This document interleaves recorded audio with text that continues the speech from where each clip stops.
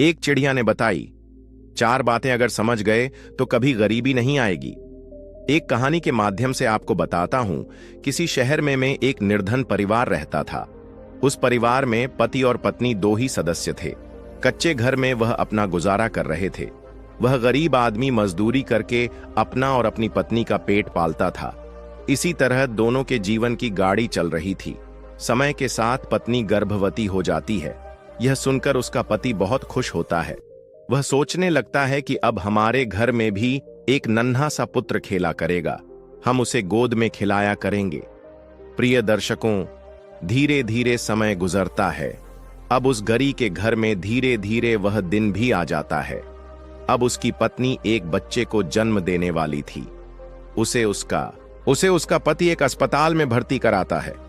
प्रसव का समय जब निकट आता है तो इधर वह गरीब आदमी अपने होने वाले बच्चे को लेकर मन में सपने संजोता है। तब तक उसके पास यमराज का बुलावा आ जाता है। उसकी एक दुर्घटना में मृत्यु हो जाती है। शहर के कुछ लोग इधर उस आदमी का अंतिम संस्कार करते हैं तो दूसरी तरफ उसकी स्त्री अस्पताल में अपने बच्चे को जन्म दे रही होती है। जब उस बेचारी को यह खबर मिलती है कि उसके पति की मृत्यु हो गई है तो उसका कलेजा फट जाता है। उस बेचारी का दुनिया में सिर्फ उसका पति ही तो था। अब वह भी उसे छोड़कर चला गया था। अब तो वह सिसक सिसक कर रो पड़ती है कि हे भगवान, यह तूने कैसा मेरे ऊपर दुखों का पहाड़ गिरा दिया। मेरा जो सहारा था उसे ही मुझसे छीन लिया। कम से कम इस बच्चे का तो ख्याल किया होता जिसका अभी जन्म भी नहीं हुआ है। पैदा होने से पहले ही तुमने उसके सर से पिता का साया हटा दिया। अब कौन इस बच्चे का पालन पोषण करेगा। प्रिय दर्शकों, कौवा आगे कहता है कि प्रिय, वह दुखियारी अस्पताल में ही अपने पति को याद करके बुरी तरह से रो रही थी। उसे समझ में नहीं आ रहा था कि संतान के आने की खुशी व्यतीत करूं या पति के जाने का दुख। शहर के कुछ लोगों ने उसे समझाया, बहन, जन्म मृत्यु सब विधाता के हाथ में होता है, इसमें मनुष्य का कोई जोर नहीं चलता। यह भी कहा जाता है कि परमात्मा जो करता है अच्छा ही करता है। इसलिए जो चला गया उसका शोक छोड़िए और जो आया है उसके बारे में सोचिए। इधर कई तरीकों से लोग उस गरीब महिला को समझाते हैं। कुछ ही देर में उसने एक सुंदर से पुत्र को जन्म दिया। बेटे को देखकर उसका कुछ दुख हल्का होता है। सोचती है कि अब मैं इस पुत्र को पाल पोस कर बड़ा करूंगी, यही मेरा सहारा बनेगा। अब वह अपने बच्चे को लेकर अपने घर आ जाती है। नगर के कुछ लोगों ने उस महिला की कुछ दिन तक मदद करी, लेकिन कौन हमेशा मदद करता है। जब कुछ दिन बीतते हैं तो मददगार भी पीछे हट गए।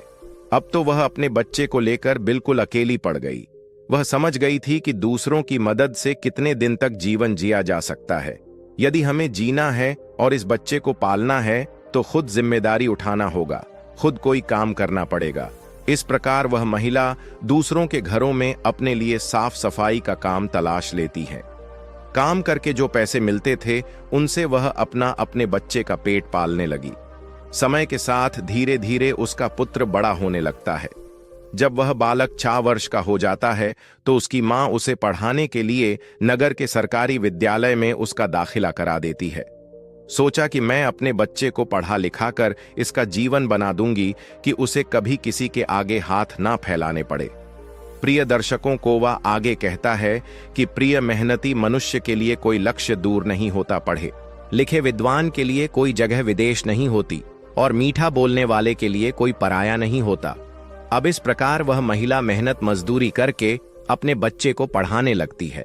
बच्चा भी ठीक से समझता था कि उसके घर में केवल मां ही है। परिवार का खर्च चलाने वाला उसका पिता उसके जन्म से पहले ही चला गया है, इसलिए वह पढ़ाई भी खूब मन लगाकर करता था। धीरे धीरे बच्चे की उम्र 10 वर्ष की हो जाती है। एक दिन की बात है, वह स्त्री बहुत बीमार पड़ जाती है। उसने सोचा कोई छोटी मोटी बीमारी होगी, इसीलिए कभी उस पर ध्यान नहीं दिया, लेकिन उसकी हालत दिन पर दिन खराब होती चली गई। बीमार होने की वजह से वह काम पर भी नहीं जा पाती थी। घर में इतने पैसे भी नहीं थे कि कहीं अपना ठीक से इलाज करा लेती। मां को अत्यंत बीमार देखकर बेटे को बहुत चिंता होती है। वह बालक कहता है, मां, तुम चिंता मत करो, मैं तुम्हारे लिए अभी डॉक्टर के पास से दवाई लेकर आता हूं, तुम उसे खा लेना, फिर तुम जल्दी ही ठीक हो जाओगी। अपने बेटे की बात सुनकर मां की आंखें भर आती हैं। कहने लगी, बेटा, अब तुम्हें कहीं जाने की जरूरत नहीं है। मेरा भी अब समय आ गया है। मैं तुम्हारे पिता के पास जाना चाहती हूं, लेकिन जाने से पहले तुम मेरी एक बात हमेशा याद रखना। जब तेरा जन्म नहीं हुआ था, तब तेरे पिता ने और मैंने एक सपना देखा था कि हम अपने बच्चे को पढ़ा लिखाकर इतना काबिल बना देंगे कि उसे हमारी तरह गरीबी भरी जिंदगी ना जीनी पड़े। लेकिन बेटा, मैं राह पर चल देता है। उसने कभी हार नहीं मानी। जो पैसे मां छोड़ गई थी, कुछ दिन तक उन पैसों से अपना गुजारा चलाता रहा। कुछ दिन के बाद वह पैसे खत्म हो जाते हैं। घर में भी कुछ नहीं था। अब तो एक ही चारा था कि कुछ काम धंधा किया जाए, तभी भोजन की व्यवस्था होगी, तभी स्कूल की फीस भरी जाएगी। प्रिय दर्शकों, कोवा आगे कहता है, यह लड़के को अपनी मां की बात अच्छी तरह याद थी। उसकी मां ने कहा था कि बेटा, कितना भी बुरा वक्त आ जाए, पर किसी के आगे हाथ मत फैलाना, मेहनत करके ही अपना जीवन यापन करना। लड़के को अपनी मां की यह बात अच्छी तरह याद थी, इसलिए वह कभी किसी के आगे भीख नहीं मांगता था। विद्यालय से आने के बाद वह किसी के खेतों में काम करने चला जाता, कभी किसी की चाय की दुकान पर काम कर लेता और वहां से कुछ पैसे मिलते तो अपने विद्यालय की फीस भर देता था और अपने खाने पीने की सामग्री खरीद लाता था। इस प्रकार छोटी सी आयु में वह बच्चा पढ़ाई भी करता था और मजदूरी भी करता था। धीरे धीरे कुछ साल ऐसे ही निकल जाते हैं। बच्चा अब अपने नगर से निकलकर कस्बे में पढ़ने लगता है। तब उसकी कॉपी किताबों का, विद्यालय की फीस का खर्चा बढ़ जाता है। लेकिन उस बालक ने हिम्मत नहीं हारी। रोजाना विद्यालय जाता था। वह जो भी कमाता था, उसकी सारी कमाई पढ़ने लिखने में ही लग जाती थी, और जो कुछ थोड़ा बहुत बचता था उससे अपना पेट भर लेता था। प्रिय दर्शकों, अगर वह कहीं कोई स्थायी काम करता तो उसकी पढ़ाई छूट जाती थी, और पढ़ाई करता तो पेट भरने के लिए भी कुछ नहीं था। इसलिए साथ ही साथ वह दोनों काम करता था। विद्यालय से आकर वह इधर काम करने चला जाता था। एक दिन की बात है, वह बच्चा विद्यालय से पढ़कर घर वापस लौटा। फिर उसके बाद काम की तलाश में चला गया, लेकिन उस दिन उसे कोई काम नहीं मिला। पूरा दिन निकल गया। अब हारा थका शाम को घर आकर सो गया। आज कुछ काम नहीं मिला तो खाना कहां से खाता? जो पैसे थे उनसे वह पहले ही विद्यालय की फीस भर चुका था। उसकी स्थिति तो यह थी कि रोज कमाया, रोज खाया। जब उस दिन उसे कोई काम नहीं मिला तो बेचारे को भूखे पेट रहना पड़ा। केवल पानी पीकर सो गया। अब सुबह भूखा ही विद्यालय चला जाता है, और विद्यालय की छुट्टी के बाद जब घर आता है तो फिर किसी काम की तलाश में निकल पड़ता है। सोचता है कल नहीं मिला, लेकिन आज मुझे कोई ना कोई काम जरूर मिल जाएगा। प्रिय दर्शकों को वह आगे कहता है कि प्रिय, लेकिन दुर्भाग्य ने उसका पीछा नहीं छोड़ा। उस दिन भी उसे कोई काम नहीं मिला। आज उसे फिर भूखा पेट सोना पड़ा। भूख अब उसे ज्यादा बेचैन कर रही थी। तो एक बार को उसके दिमाग में आता है कि भूखे पेट तो पड़ा भी नहीं जाता, अब तो मैं किसी से कुछ मांग कर खा लेता हूं। पर मां ने मरते वक्त उससे कहा था कि बेटा, कभी भीख मांग कर मत खाना, हमेशा कमा कर खाना। लड़का भी बड़ा स्वाभिमान ही था। किसी से मांगने की उसकी हिम्मत नहीं हुई। सोचता था चाहे कुछ भी हो जाए, पर भीख मांग करके नहीं खाऊंगा। अगर मैंने भीख मांगना शुरू कर दिया तो लोग मुझे भिखारी कहने लगेंगे। भगवान ने पेट दिया है तो कहीं ना कहीं से इसके लिए भोजन भी देगा। अब लड़का उस दिन भी भूखा रहता है। सुबह जब सोकर उठता है तो भूख के मारे चक्कर आने लगते हैं। अभी उसकी उम्र ही कितनी थी? भूख की मार वह कैसे सह सकता था? कुछ बड़ा होता तो 2-4 दिन काट भी लेता। अब आज वह विद्यालय भी नहीं गया। सोचा, आज मैं सुबह से ही काम पर जाता हूं। काम मिल जाएगा तो भोजन कर लूंगा, फिर अगले दिन के लिए तैयार हो जाऊंगा। अब तो काम की तलाश में वह इधर उधर भटकता। उसकी आंखों के सामने अंधेरा छा रहा था। अब तो उसे चला भी नहीं जा रहा था।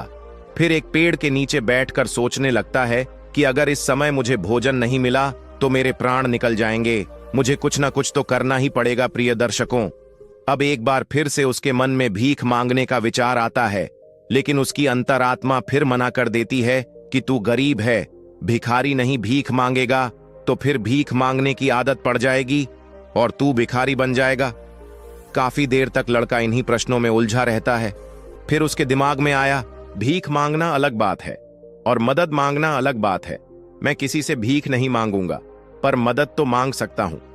भीख मांगना तो वह है जो मांगकर फिर लौटाया नहीं जाता, पर मदद मांगना वह है जो आप कभी भी लौटा सकते हो। लड़के ने सोचा कि मैं आज किसी से मदद मांग लेता हूं, जब मुझे काम मिल जाएगा तो मैं लौटा दूंगा। अब तो लड़का वहां से चलता है तो उसे नगर के बाहर एक बड़ा सा घर दिखाई देता है। लड़का उस द्वार पर जाकर द्वार को खटखटा आता है। तब घर के अंदर से एक महिला निकलती है। महिला ने द्वार पर देखा कि 10-11 वर्ष का बड़ा ही उदास सा मासूम सा लड़का खड़ा है। पहले तो वहां महिला उस लड़के से पूछती है कि बेटा, तुमने दरवाजा क्यों बजाया, क्या कुछ काम है? लड़का दोनों हाथ जोड़कर कहता, हे माँ जी, मैंने दोपहर के समय आपको तकलीफ दी, इसके लिए क्षमा चाहता हूं। तब वह महिला पूछ, बेटा क्या तुम्हें कुछ चाहिए, मैं तुम्हारी क्या मदद कर सकती हूं? प्रिय दर्शकों को वह आगे कहता है कि प्रिय वह महिला भी एक बच्चे की मां थी, इसीलिए ममता का भाव उसके शब्दों में था। उस महिला के पूछने पर एक बार तो लड़के के मन में यह आया कि चलो इन मांझी से मैं कह ही देता हूं कि मैं 2-3 दिन से भूखा हूं और भोजन न मिलने के कारण बहुत परेशान हूं। लेकिन उसके स्वाभिमान ने उसे रोक लिया और वह भोजन की जगह पानी मांग बैठा। कहने लगा, मां जी, मुझे बहुत जोर की प्यास लगी थी, इसीलिए दरवाजा खटखटाया था, क्या एक गिलास पानी मिल सकता है? प्रिय दर्शकों, लेकिन वह महिला बहुत समझदार थी। उसने जब लड़के को देखा तो वह समझ गई कि बालक बहुत भूखा है। वह कहती है, बेटा तुम थोड़ी देर रुको, मैं तुम्हारे लिए पानी लेकर आती हूं। वह महिला घर के अंदर जाती है और अपनी रसोई से एक गिलास दूध और कुछ लड्डू लेकर द्वार पर आती है और दूध से भरा गिलास उस लड़के को दे देती है। लड़के ने जब गिलास पकड़ा तो उसमें दूध था। दूध को देखकर लड़का खुश हो जाता है।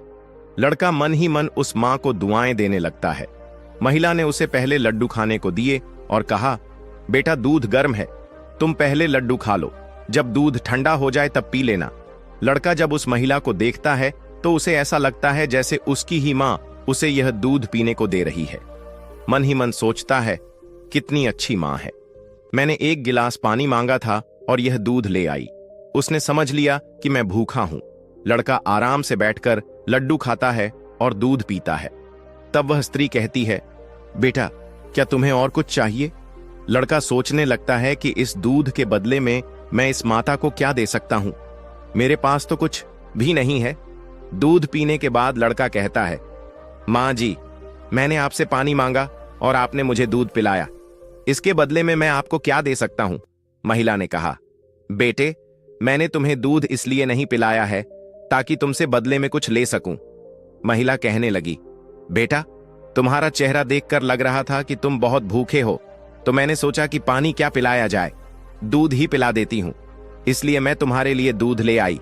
लड़के ने फिर कहा, नहीं मां जी, आप इसके बदले में मुझसे जरूर कुछ मांगे, मैं आपको अपनी हैसियत के हिसाब से कुछ जरूर दूंगा।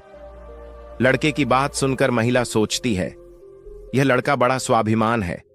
वह लड़का बार बार उससे मांगने की बात करता है, तो वह महिला उसका मन रखने के लिए कह देती है कि बेटा मैंने यह दूध पिलाकर तुम पर कोई एहसान नहीं किया है, फिर भी यदि तुम मुझे कुछ देना चाहते हो तो बेटा तुम मुझे एक वचन दो कि जिस प्रकार आज मैंने तुम्हारी मदद की है, इसी प्रकार तुम भी जब कभी मदद करने लायक हो जाओ तो किसी जरूरतमंद की मदद कर देना।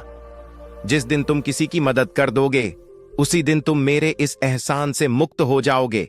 प्रिय दर्शकों, उस महिला ने यह बात इसलिए कही थी ताकि वह लड़का अपने आप को मजबूर ना समझे और खुशी खुशी अपने घर को जा सके। वह लड़का उस बात को अपने दिमाग में बैठा लेता है। वह उस महिला के पैर छूकर काम की तलाश में आगे को चला जाता है और इस प्रकार धीरे धीरे कई दिन बीत जाते हैं। जिस विद्यालय में वह पढ़ता था उसी विद्यालय में उस स्त्री का बेटा भी पढ़ता था जिसने उसे दूध पिलाया था। एक दिन वह महिला अपने बच्चे को विद्यालय छोड़ने जाती है तो उसने देखा कि विद्यालय में वह लड़का भी पढ़ रहा था। वह स्त्री उस लड़के को पहचान लेती है। उसने विद्यालय के मास्टर जी से जाकर पूछा कि वह बालक कौन है, तो मास्टर जी ने उसे बताया कि उस बालक का नाम रिंकू है और वह बिना माता पिता का बेटा है। छोटी सी आयु में ही उसके दोनों माता पिता गुजर गए थे। यह जानकर उस महिला को बड़ा दुख होता है। सोचती है, जब इसके माँ बाप नहीं हैं तो फिर इसकी पढ़ाई का खर्च कौन उठाता है। तब विद्यालय के बड़े मास्टर बताते हैं, बहन जी रिंकू बहुत ही अच्छा बच्चा है, वह अपनी पढ़ाई का खर्च स्वयं उठाता है और पढ़ने में भी बड़ा तेज है। वह मेहनत मजदूरी करता है और तब जाकर विद्यालय की फीस भरता है। जब कभी वह विद्यालय नहीं आता है और अपनी फीस भी समय पर नहीं दे पाता है, तो हम लोग उस पर ज्यादा दबाव नहीं बनाते। प्रिय दर्शकों को वह आगे अपनी पत्नी कोवी से कहता है कि प्रिय, जब उस स्त्री को संकेत की स्थिति का पता चलता है तो वह करुणा से भर जाती है। उसका मन करता है कि मैं उस बालक की कुछ मदद करूं जिसका कोई नहीं होता। ऐसे ही लोगों की मदद तो करनी चाहिए, तभी भगवान प्रसन्न होता है। जिसका कोई नहीं है वह भगवान का है, और उसकी मदद करने का अर्थ है कि आपने भगवान को प्रसन्न कर दिया। महिला ने सोचा, यह लड़का मुझसे पैसे तो लेगा नहीं, क्योंकि यह बड़ा स्वाभिमानी बालक है। तब उस महिला ने बड़े मास्टर जी से कहा, श्रीमान जी, अगर मैं इस बालक की फीस भर दिया करूं तो आपको कोई आपत्ति तो नहीं है? मास्टर ने कहा, बहन जी, आपकी सोच अच्छी है, आप उसकी फीस भरेंगे तो मुझे तो कोई आपत्ति नहीं होगी, लेकिन रिंकू इस बात के लिए तैयार नहीं होगा। तब वह महिला कहती है, मास्टर जी, मैं उस बच्चे की मदद करना चाहती हूं, आप किसी तरह रिंकू को समझा देना, उससे कह देना कि आपकी स्थिति को देखते हुए सरकार ने आपकी फीस माफ कर दी है, तुम्हें फीस भरने की कोई जरूरत नहीं है। प्रिय दर्शकों, मास्टर जी भी इस बात से सहमत हो जाते हैं। वह महिला रिंकू की पूरे वर्ष की फीस भर के अपने घर चली जाती है। इस तरह वह हर वर्ष उसके पूरे साल की फीस जमा कर दिया करती थी, ताकि रिंकू मन लगाकर पढ़ सके। अब तो रिंकू पूरा मन लगाकर पढ़ता था और अपने खाने पीने के लिए किसी दुकान पर काम कर देता था। प्रिय दर्शकों को वह आगे कहता है कि प्रिय डूबते को तिनके का सहारा ही बहुत होता है। उस महिला की थोड़ी सी मदद से रिंकू की अच्छी खासी मदद हो गई। वह अब खूब मन लगा करके पढ़ता था। इसी तरह कुछ वर्ष और बीत गए। अब आगे की पढ़ाई करने के लिए रिंकू को शहर में जाना पड़ा। सोचा, शहर में रहकर मैं कोई छोटी मोटी नौकरी कर लूंगा और अपनी पढ़ाई भी करता रहूंगा। इस बात का पता उस महिला को तब चलता है जब वह उसकी फीस भरने के लिए विद्यालय में जाती है। वह महिला जब संकेत की फीस जमा करती तो मास्टर जी लोग बताते, बहन जी, रिंकू आगे की पढ़ाई करने के लिए शहर चला गया है, अब तुम्हें उसकी फीस जमा करने की कोई जरूरत नहीं है।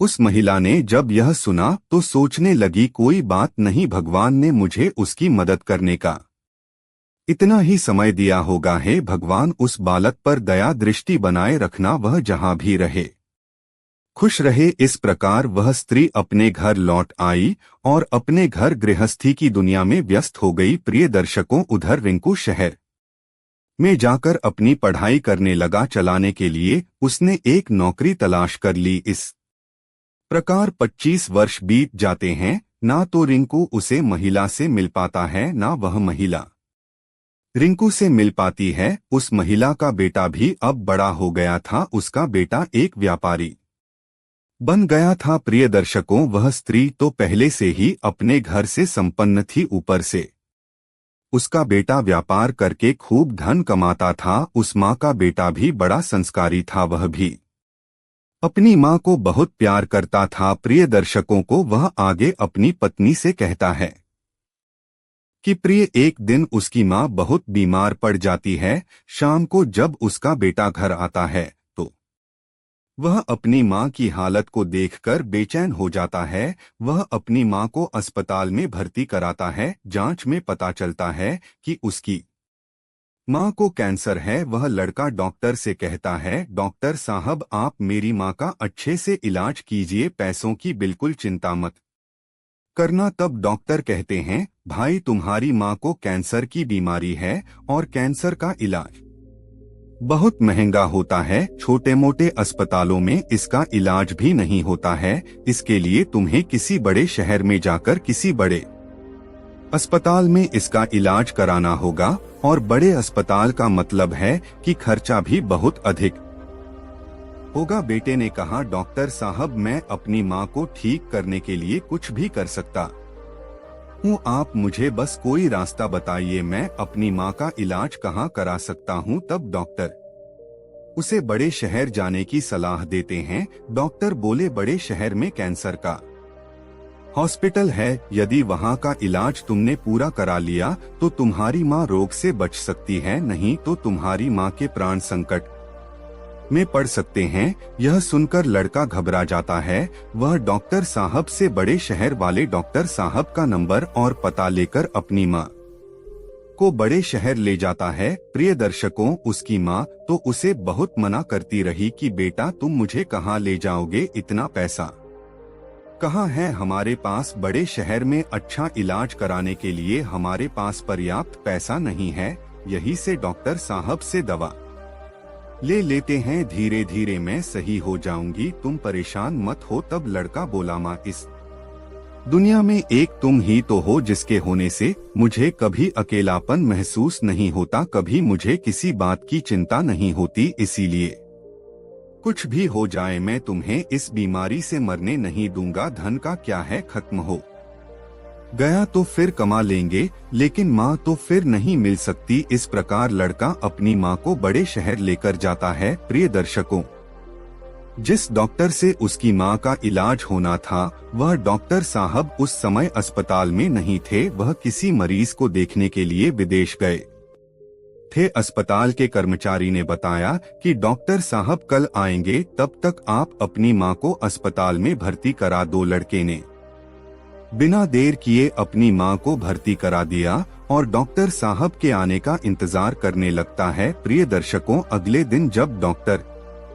साहब आते हैं तो वह लड़का अपनी माँ की हालत डॉक्टर साहब को बताता है। डॉक्टर साहब ने भरोसा दिया कि जांच के आधार पर मैं कह सकता हूं कि तुम्हारी माँ ठीक हो जाएगी, मगर इनका इलाज काफी लंबा चलेगा। लड़के ने कहा, डॉक्टर साहब कुछ भी हो जाए मैं अपनी माँ को ठीक करा कर ही ले जाना चाहता हूँ, चाहे इसके लिए मुझे अपना सब कुछ बेचना पड़े, कितने ही दिन मुझे यहाँ रुकना पड़े। प्रिय दर्शकों, इस प्रकार वहाँ के डॉक्टर ने उस माँ का इलाज शुरू कर दिया। अगर छोटे शहर की बात होती तो खर्चा कुछ कम हो जाता, लेकिन वह होगा। बेटे ने कहा, डॉक्टर साहब मैं अपनी माँ को ठीक करने के लिए कुछ भी कर सकता हूँ, आप मुझे बस कोई रास्ता बताइए, मैं अपनी माँ का इलाज कहाँ करा सकता हूँ। तब डॉक्टर उसे बड़े शहर जाने की सलाह देते हैं। डॉक्टर बोले, बड़े शहर में कैंसर का हॉस्पिटल है, यदि वहाँ का इलाज तुमने पूरा करा लिया तो तुम्हारी माँ रोग से बच सकती है, नहीं तो तुम्हारी माँ के प्राण संकट में पड़ सकते हैं। यह सुनकर लड़का घबरा जाता है। वह डॉक्टर साहब से बड़े शहर वाले डॉक्टर साहब का नंबर और पता लेकर अपनी माँ को बड़े शहर ले जाता है। प्रिय दर्शकों, उसकी माँ तो उसे बहुत मना करती रही कि बेटा तुम मुझे कहाँ ले जाओगे, इतना पैसा कहाँ है हमारे पास, बड़े शहर में अच्छा इलाज कराने के लिए हमारे पास पर्याप्त पैसा नहीं है। यही से डॉक्टर साहब से दवा ले लेते हैं, धीरे धीरे मैं सही हो जाऊंगी, तुम परेशान मत हो। तब लड़का बोला, माँ इस दुनिया में एक तुम ही तो हो जिसके होने से मुझे कभी अकेलापन महसूस नहीं होता, कभी मुझे किसी बात की चिंता नहीं होती। इसीलिए कुछ भी हो जाए मैं तुम्हें इस बीमारी से मरने नहीं दूंगा। धन का क्या है, खत्म हो गया तो फिर कमा लेंगे, लेकिन माँ तो फिर नहीं मिल सकती। इस प्रकार लड़का अपनी माँ को बड़े शहर लेकर जाता है। प्रिय दर्शकों, जिस डॉक्टर से उसकी माँ का इलाज होना था वह डॉक्टर साहब उस समय अस्पताल में नहीं थे। वह किसी मरीज को देखने के लिए विदेश गए थे। अस्पताल के कर्मचारी ने बताया कि डॉक्टर साहब कल आएंगे, तब तक आप अपनी माँ को अस्पताल में भर्ती करा दो। लड़के ने बिना देर किए अपनी माँ को भर्ती करा दिया और डॉक्टर साहब के आने का इंतजार करने लगता है। प्रिय दर्शकों, अगले दिन जब डॉक्टर साहब आते हैं तो वह लड़का अपनी माँ की हालत डॉक्टर साहब को बताता है। डॉक्टर साहब ने भरोसा दिया कि जांच के आधार पर मैं कह सकता हूं कि तुम्हारी माँ ठीक हो जाएगी, मगर इनका इलाज काफी लंबा चलेगा। लड़के ने कहा, डॉक्टर साहब कुछ भी हो जाए मैं अपनी माँ को ठीक करा कर ही ले जाना चाहता हूँ, चाहे इसके लिए मुझे अपना सब कुछ बेचना पड़े, कितने ही दिन मुझे यहाँ रुकना पड़े। प्रिय दर्शकों, इस प्रकार वहाँ के डॉक्टर ने उस माँ का इलाज शुरू कर दिया। अगर छोटे शहर की बात होती तो खर्चा कुछ कम हो जाता, लेकिन वह जो सबसे बड़ा डॉक्टर था, वह जब उस लड़के की माँ से मिलने आता था तो 2-4 घंटे उस माँ के पास बैठकर बातें किया करता था। यह देखकर माँ को भी बड़ा अच्छा लगता था कि अजीब डॉक्टर है, इतना बड़ा डॉक्टर है जिसे बिल्कुल भी फुर्सत नहीं है, वह मुझसे बात करने के लिए इतना समय कैसे निकाल लेता है। प्रिय दर्शकों, इस प्रकार कई दिन बीत जाते हैं तो एक दिन वह लड़का डॉक्टर के पास में जाता है और डॉक्टर साहब से पूछता है कि डॉक्टर साहब, अभी मेरी माँ का इलाज कितने दिन और चलेगा। डॉक्टर साहब उसे सारी बात बताते हैं कि भाई आप चिंता मत करो, आपकी माँ पूरी तरह से स्वस्थ हो चुकी है। मैं भी संतुष्टि के लिए एक बार जांच और करा लेता हूँ, उस जांच की रिपोर्ट आ जाने दो, फिर तुम अपनी माँ को घर ले जा सकते हो। प्रिय दर्शकों, अब तो उस माँ का बेटा रिपोर्ट आने का इंतजार करने लगता है। 2 दिन के होगा। बेटे ने कहा, डॉक्टर साहब मैं अपनी माँ को ठीक करने के लिए कुछ भी कर सकता हूँ, आप मुझे बस कोई रास्ता बताइए, मैं अपनी माँ का इलाज कहाँ करा सकता हूँ। तब डॉक्टर उसे बड़े शहर जाने की सलाह देते हैं। डॉक्टर बोले, बड़े शहर में कैंसर का हॉस्पिटल है, यदि वहाँ का इलाज तुमने पूरा करा लिया तो तुम्हारी माँ रोग से बच सकती है, नहीं तो तुम्हारी माँ के प्राण संकट में पड़ सकते हैं। यह सुनकर लड़का घबरा जाता है। वह डॉक्टर साहब से बड़े शहर वाले डॉक्टर साहब का नंबर और पता लेकर अपनी माँ को बड़े शहर ले जाता है। प्रिय दर्शकों, उसकी माँ तो उसे बहुत मना करती रही कि बेटा तुम मुझे कहाँ ले जाओगे, इतना पैसा कहाँ है हमारे पास, बड़े शहर में अच्छा इलाज कराने के लिए हमारे पास पर्याप्त पैसा नहीं है, यही से डॉक्टर साहब से दवा ले लेते हैं, धीरे धीरे मैं सही हो जाऊंगी, तुम परेशान मत हो। तब लड़का बोला, माँ इस दुनिया में एक तुम ही तो हो जिसके होने से मुझे कभी अकेलापन महसूस नहीं होता, कभी मुझे किसी बात की चिंता नहीं होती, इसीलिए कुछ भी हो जाए मैं तुम्हें इस बीमारी से मरने नहीं दूंगा। धन का क्या है, खत्म हो गया तो फिर कमा लेंगे, लेकिन माँ तो फिर नहीं मिल सकती। इस प्रकार लड़का अपनी माँ को बड़े शहर लेकर जाता है। प्रिय दर्शकों,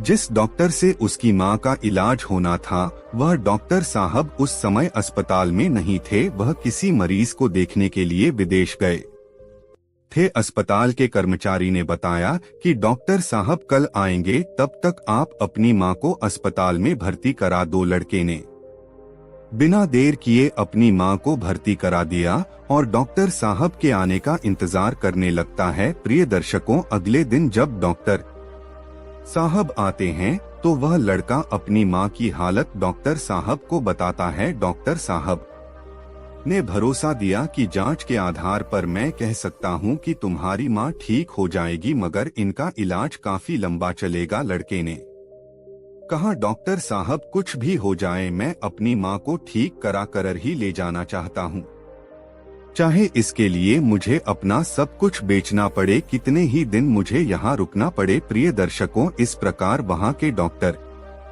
ने उस माँ का इलाज शुरू कर दिया। अगर छोटे शहर की बात होती तो खर्चा कुछ कम हो जाता, लेकिन वह तो सब इलाज में खर्च हो गई। माँ को उदास देखकर बेटा समझाता है, माँ तुम क्यों उदास होती हो, मैं अपना सब कुछ बेचकर आपके इलाज का बिल चुका दूंगा, घर मकान तो बाद में भी बना लूंगा, इसलिए माँ तुम्हें इन बातों की चिंता करने की कोई जरूरत नहीं है। बेटा अपनी माँ को बहुत समझाता है, मगर माँ तो माँ होती है, उसका अपने बेटे के लिए चिंता करना स्वाभाविक था। माँ सोचने लगती है कि मेरा बेटा यदि सब कुछ बेच देगा तो फिर वह आगे अपना जीवन कैसे चलाएगा, इसके भविष्य का क्या होगा। प्रिय दर्शकों, वह माँ रात भर यही सोचती रही, चिंता करते करते माँ और बेटा दोनों की रात निकल गई। जब अगला दिन होता है और उसकी माँ की छुट्टी का समय होता है तो अस्पताल का एक कर्मचारी एक लिफाफा लेकर माँ बेटे के पास आता है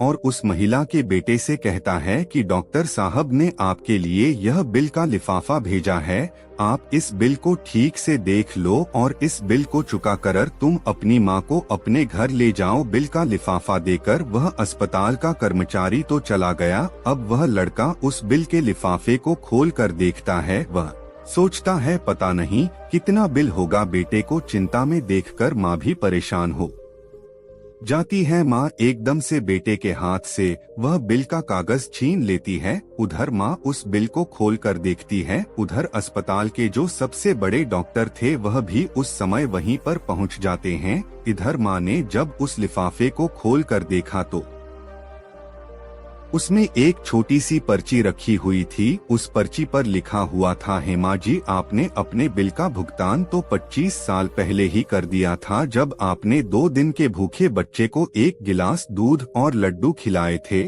और अगले 5 साल तक उस बच्चे की विद्यालय की फीस भरी थी। पर्ची को पढ़ते ही महिला की आंखें फटी की फटी रह जाती हैं। जब उस माँ का बेटा पूछता है, माँ डॉक्टर साहब ने कितना बिल दिया है, तो वह माँ उस पर्ची को अपने बेटे को देती है। बेटा जब उसे पढ़ता है तो वह भी हैरान रह जाता है। लड़का अपनी माँ से पूछता है, हेमा क्या तुम डॉक्टर साहब को पहले से जानती हो? डॉक्टर साहब से तुम्हारी जान पहचान कब हुई थी? तब माँ कहती है, बेटा मैं इन्हें पहले से नहीं जानती हूँ, अभी पता चला है। बेटे ने पूछा, फिर इसमें 25 साल पहले की घटना क्यों लिखी है? तब माँ कहती है, बेटा 25 साल पहले जब तुम बहुत छोटे थे तब तुम्हारी उम्र का एक छोटा सा लड़का भरी दोपहर में हमारे घर के द्वार पर आया था। वह भूखा प्यासा था। उसने मुझसे 1 गिलास पानी मांगा था। मैंने बच्चे को देखा तो मैं समझ गई कि वह भूखा है।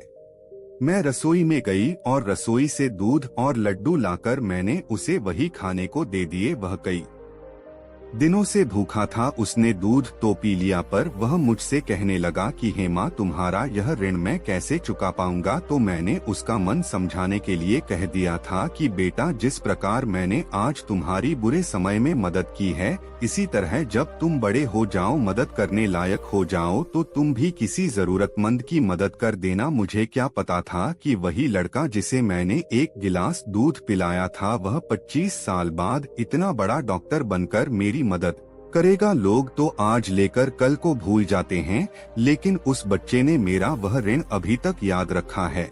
मैं इस बात को सोचकर बड़ी हैरान हूँ कि डॉक्टर साहब ही वह बच्चा है। प्रिय दर्शकों, इधर माँ बेटे आपस में बातचीत कर रहे थे, उधर वही डॉक्टर साहब उनके पीछे खड़े होकर उनकी बातें सुन रहे थे। उनकी आंखों में आंसू थे और बचपन का वह समय उन्हें याद आ गया जब वह भूखे प्यासे उस माँ के द्वार पर पहुँचे थे। डॉक्टर साहब आगे बढ़कर उस माँ को प्रणाम करते हैं और माता जी के पास बैठ जाते हैं। कहते हैं, हेमा मैं वही छोटा सा बच्चा हूँ जिसके स्वाभिमान की तुमने कभी रक्षा की थी। आपके कहे हुए शब्द आज भी मेरे कानों में गूंजते हैं। मैंने तुम्हारे उन्हीं शब्दों को अपना संस्कार बनाया। मैंने अपनी जिंदगी में बहुत दुख देखा है, लेकिन कभी हिम्मत नहीं हारी। मैं तुम्हारा बहुत बड़ा कर्जदार हूँ। यदि तुम मेरे विद्यालय की फीस नहीं भरती तो आज मैं इतना बड़ा डॉक्टर बना नहीं बैठा होता। माँ यह तुम्हारी ही देन है। मैंने तो तुम्हें उसी दिन अपनी माँ मान लिया था जिस दिन तुमने ममता भरी छां में बैठाकर मुझ भूखे को दूध पिलाया था।